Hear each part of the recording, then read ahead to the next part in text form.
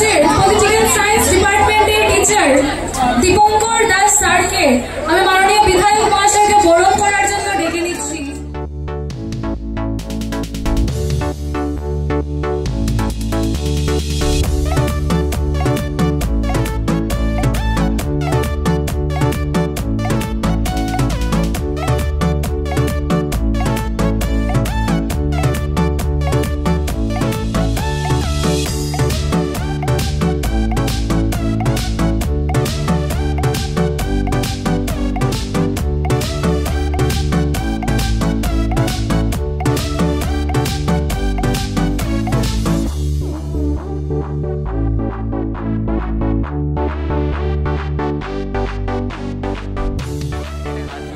অসংখ্য ধন্যবাদ মাননীয় বিধায়ক স্যার মহাশয়কে, ওনার এত ব্যস্ত শিডিউলের মধ্যে যে আমাদের আমন্ত্রণটি উনি গ্রহণ করে আমাদের এই কলেজে আজকে উপস্থিত হয়েছেন, তার জন্য আমরা সত্যিই কৃতজ্ঞ।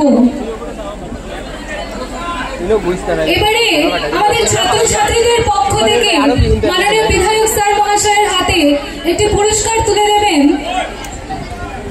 সুস্মিতা নাথ। পুরস্কারটি তুলে দেবেন 5th সেমিস্টারের ছাত্রী সুস্মিতা নাথ। এটি আমাদের ছাত্রছাত্রীদের তরফ থেকে ছোট একটি উপহার।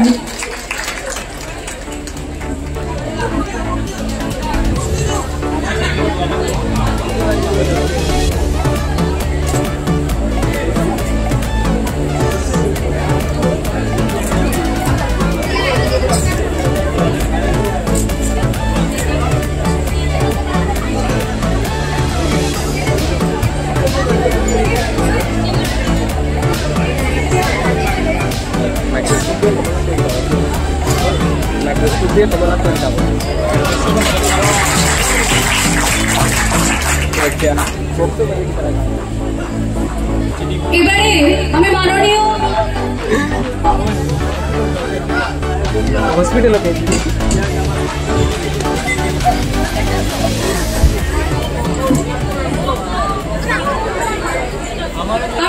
বিধায়ক মহাশয়কে দু চারটি কথা বলার জন্য অনুরোধ করছি।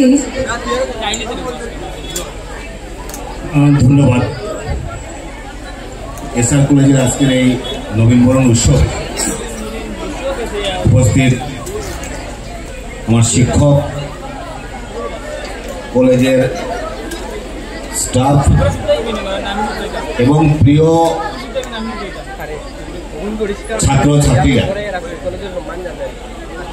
প্রথমে আপনাদেরকে আমার শুভেচ্ছা জ্ঞাপন করছি। নবীনবরণ উৎসব,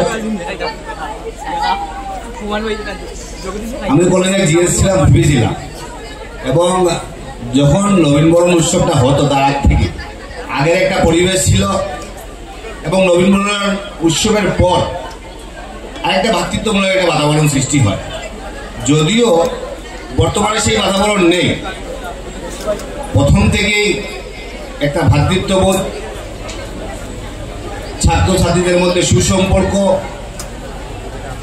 সুষ্ঠু বাতাবরণ, এডুকেশন সিস্টেমটা এখন চেঞ্জ হয়ে গেছে। তাই নবীনবরণ উৎসবে আজকের এই দিনে আপনাদেরকে আমার প্রীতি ও শুভেচ্ছা জ্ঞাপন করছি।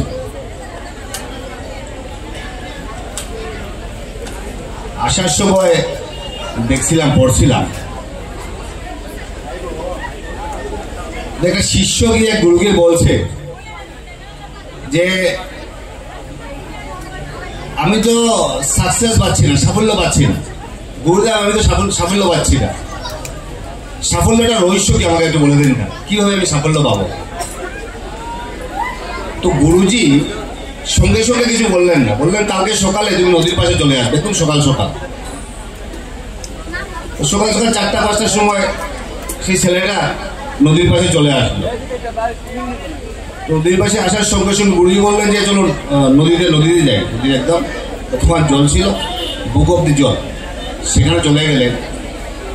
এবং যাওয়ার পর উনি আর কিছু বললেন না, ওর শিষ্যের মাথা ধরে একদম জলের নিচে ঢুকিয়ে দিলেন একদম।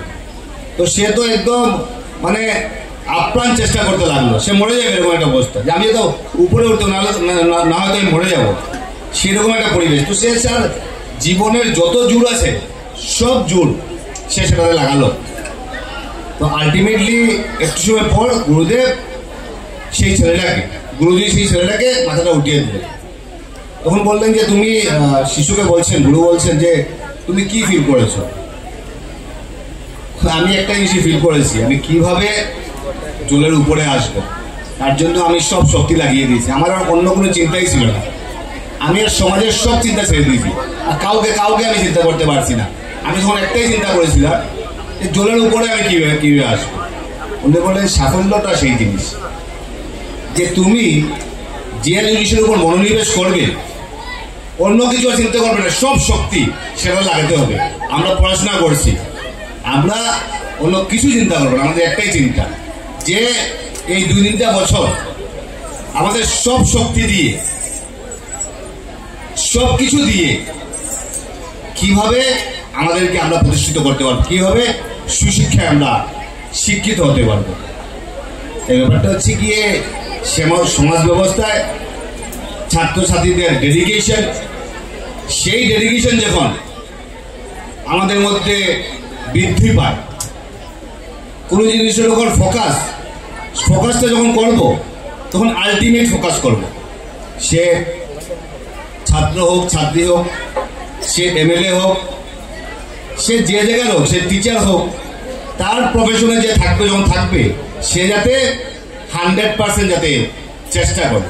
তাই আমি ছাত্রছাত্রীর উদ্দেশ্যে আমি একটা কথাই বলবো যে একটু কম ঘুমিয়ে, একটু যদি কম খাই, আমাদের কিছু আসে যাবে না।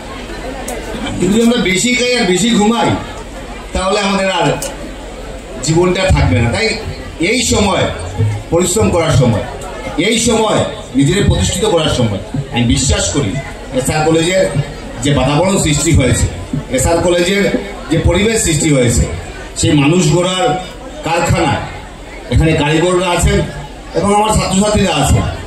এই কারখানা থেকে এই কারিগররা কিভাবে সমাজে মানুষরা প্রতিষ্ঠিত করতে পারে।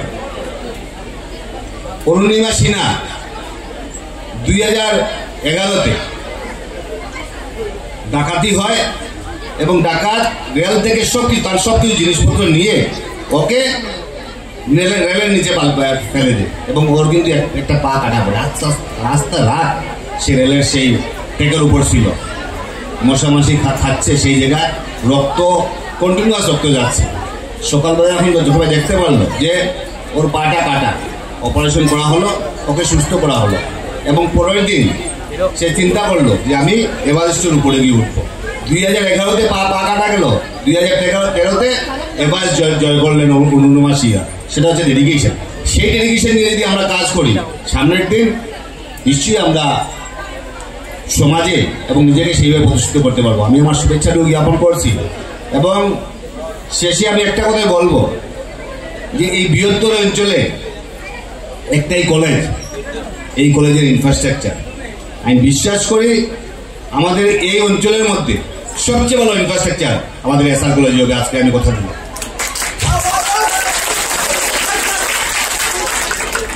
আমাদের এই কলেজে অনেক কিছু করার বাকি আছে এবং সত্যি কথা বলতে গেলে একটা কলেজে যখন ঢুকবো, সেই কলেজে যদি ইনফ্রাস্ট্রাকচার না থাকে, সেই কলেজে যদি অডিটোরিয়াম না থাকে, সেই কলেজে যদি ক্লাসরুম না থাকে, সেই কলেজে যদি সেই পরিবেশটা না থাকে, তাহলে আমি এমন একটা জায়গায় যাচ্ছি, সেই জায়গায় গিয়ে আমি ঠিকভাবে আমি যে পড়াশোনা করবো, যে সেই মনোনিবেশটা আমি বলেছিলাম যে আমি স্পিকারকে বলেছিলাম যে আমার 4000 স্কোয়ার ফিটের ঘর দিয়ে আমার কি হবে, দরকার নেই।